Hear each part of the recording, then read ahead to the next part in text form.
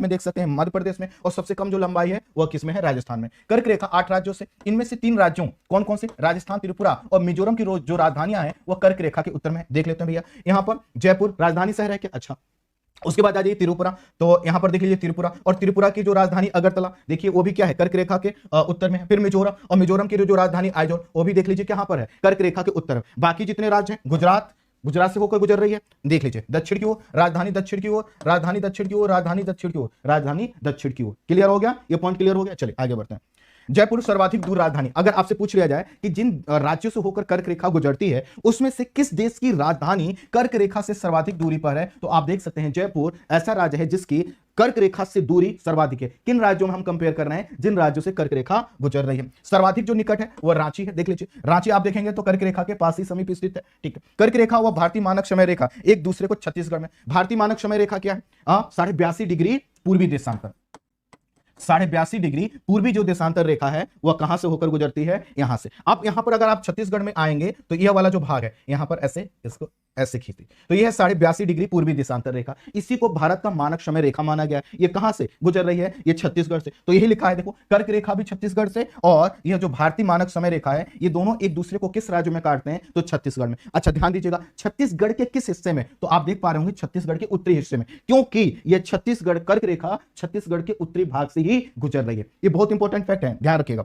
कर्क रेखा से के दक्षिण के भागों पर सागरी प्रभाव हमें ज्यादा देखने को मिलता है, स्वाभाविक है। यहां पर देख सकते हैं हमारा यह क्षेत्र है, इसको बोलते हैं प्रायद्वीपीय भारत, और प्रायद्वीपीय भारत के तीन तरफ क्या है, जल वाला क्षेत्र है। तो जब तीन तरफ जल वाला क्षेत्र है तो यहां पर सागरी प्रभाव क्या होगा, ज्यादा होगा। कर्क रेखा से दक्षिण की ओर भागों पर हमें सागरी प्रभाव अधिक देखने को मिलेगा, जबकि उत्तरी भाग पर महाद्वीपीय प्रभाव। महाद्वीपीय प्रभाव का मतलब होता है स्थलीय प्रभाव। तो देखिए जहां पर जल है वहां पर जल का प्रभाव, जहां पर स्थल है स्थल का प्रभाव। स्थल का प्रभाव क्या होता है, गर्मी में खूब गर्मी, ठंडी में खूब ठंडी। जल का प्रभाव क्या होता है कि वहां पर टेम्परेचर का जो फ्लक्चुएशन है वो ज्यादा नहीं होता, गर्मी में भी उसका टेम्परेचर लगभग वैसा ही, ठंडी में वैसा ही। क्यों, क्योंकि जो जल होता है वो ना तो जल्दी गर्म होता है ना जल्दी ठंडा होता है। इसके पीछे का कारण क्या है, विशिष्ट ऊष्मा।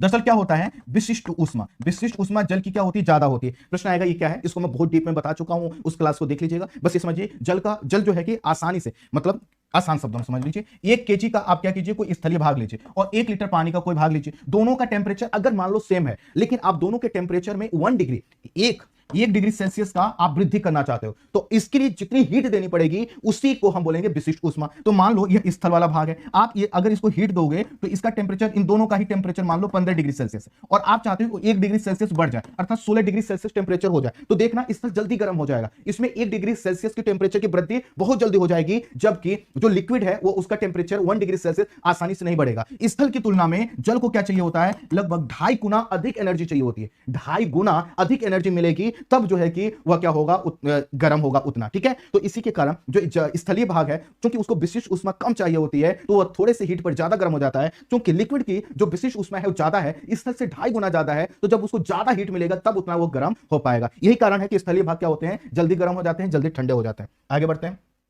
भारत का सर्वाधिक औसत और न्यूनतम औसत तापमान कर्क रेखा के उत्तर में। अब देखो, जैसा कि हमने कहा यहां पर क्या है, ये स्थलीय प्रभाव। स्थलीय प्रभाव के कारण गर्मी में खूब गर्मी, तो जो एवरेज टेम्परेचर अगर हम अपने देश का देखें तो सबसे अधिक जो टेम्परेचर हमें देखने को मिलेगा वो यहां पर मिलेगा, अरावली के पश्चिम, और न्यूनतम भी क्या होगा, यहीं पर मिलेगा। न्यूनतम कहां पर, आप ये जो हिमालय क्षेत्र है यहां पर देख सकते हैं। तो यहां पर क्या हुआ, कर्क रेखा के उत्तर में ही भारत का औसत तापमान अधिक और न्यूनतम दोनों ही कर्क रेखा के उत्तर में क्यों पाए जाते हैं, स्थलीय प्रभाव।